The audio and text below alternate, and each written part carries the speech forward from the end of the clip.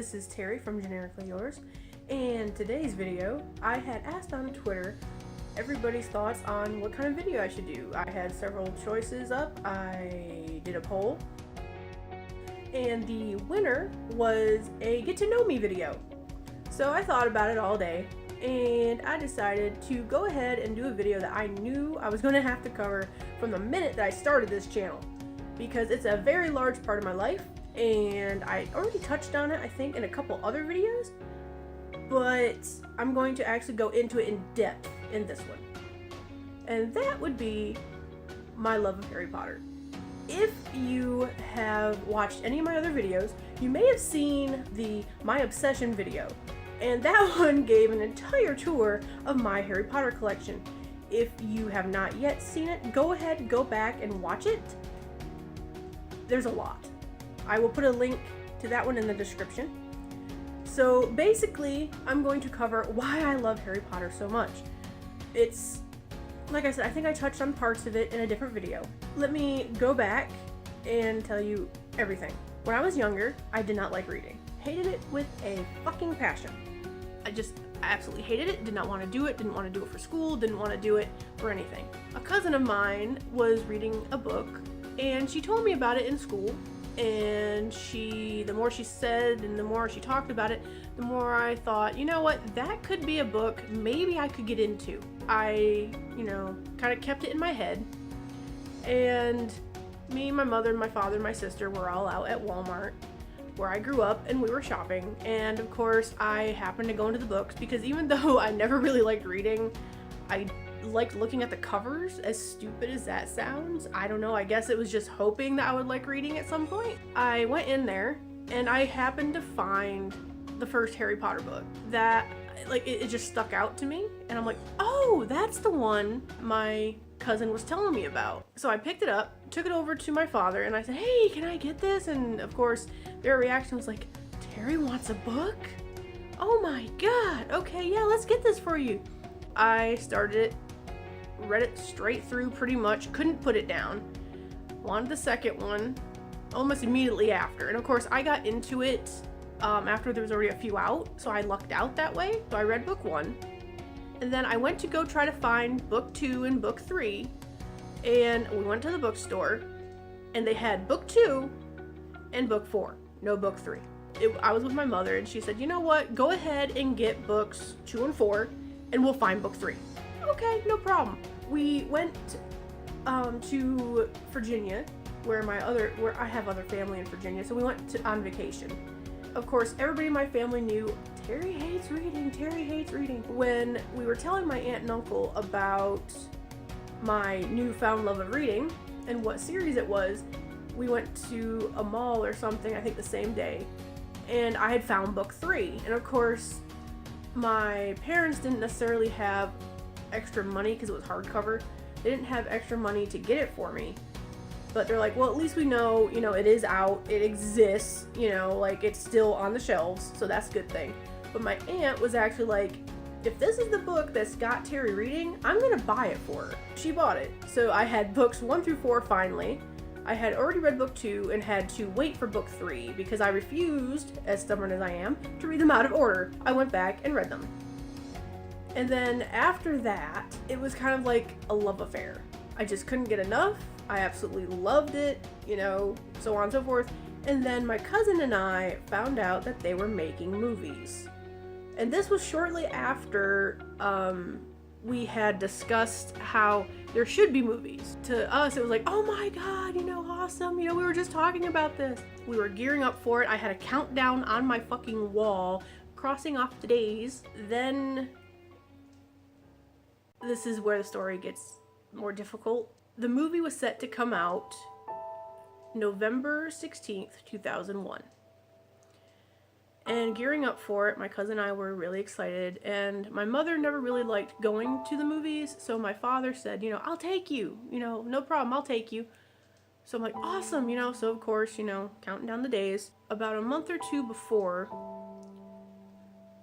we were in Walmart. He didn't feel right. One thing led to another, and he ended up having to go into the hospital. This was, I think, late September, early October or so, we found out that he had several mini strokes.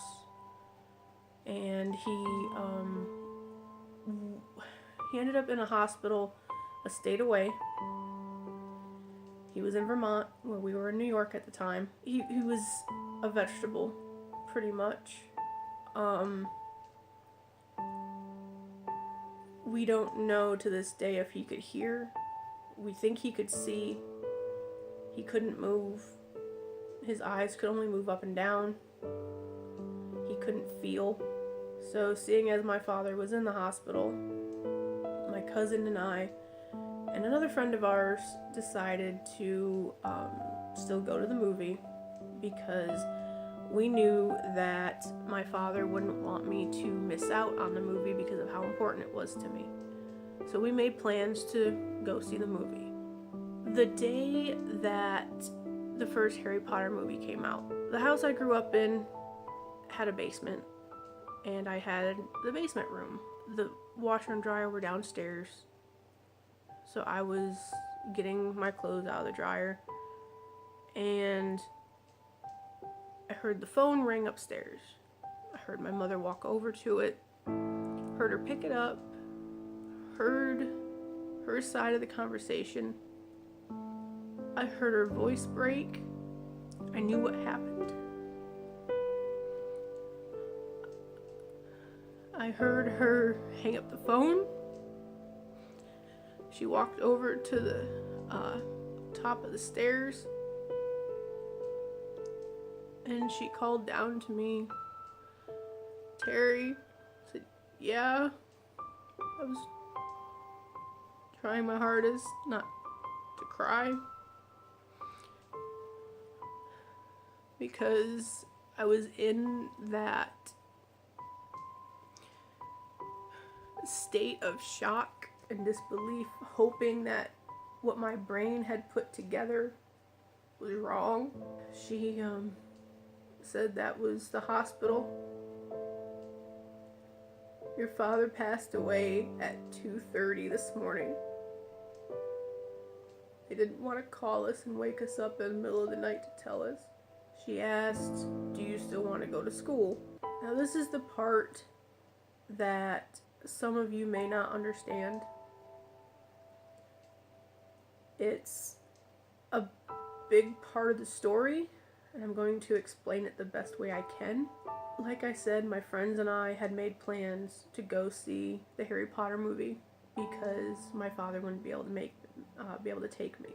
At the time, you know, we thought he was in the hospital, but we made plans to go. Everything was all set. So downstairs, when she asked, "Do you still want to go to school?" I thought about it. 14-year-old me had to grow up real quick.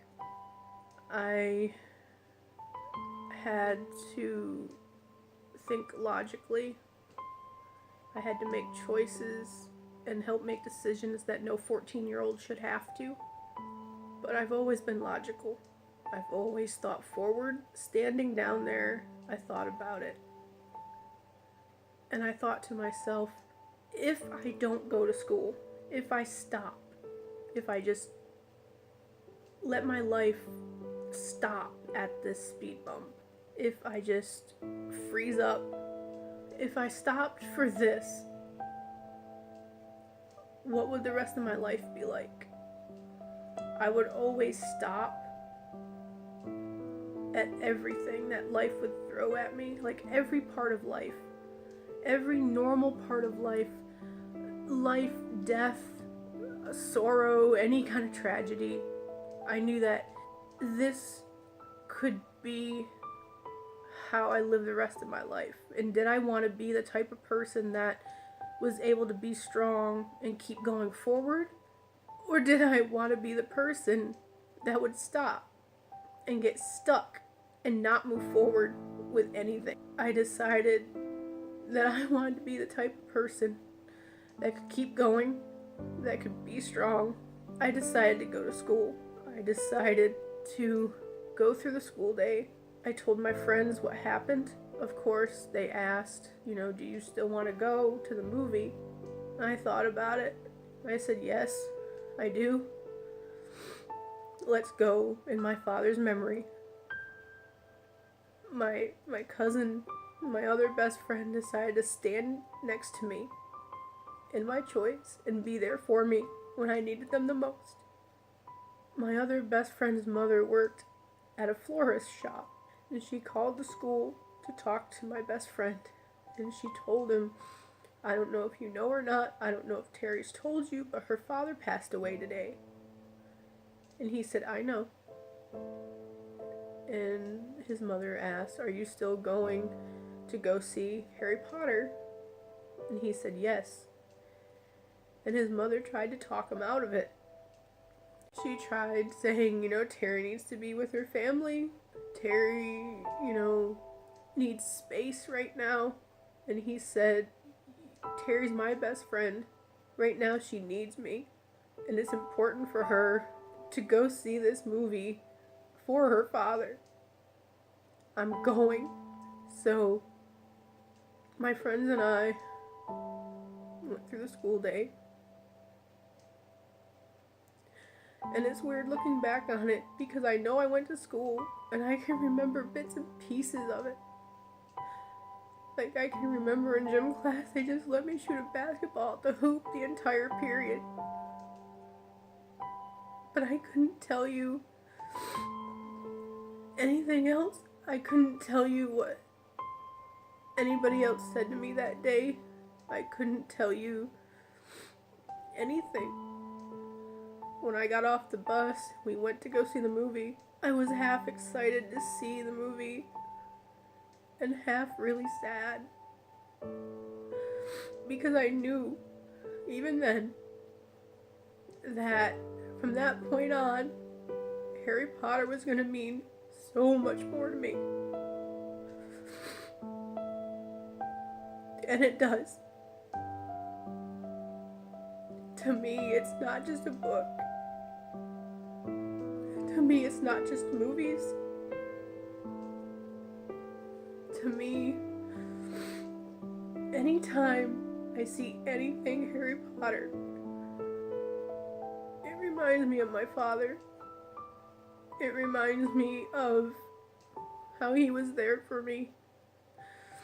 It reminds me of how hardworking he was, how much he did. It reminds me of how he supported me. And finally finding a book I like to read. He would go out on a weekend and stop at a garage sale and see something Harry Potter and pick it up for me because he knew that I liked Harry Potter. That's how the collection started.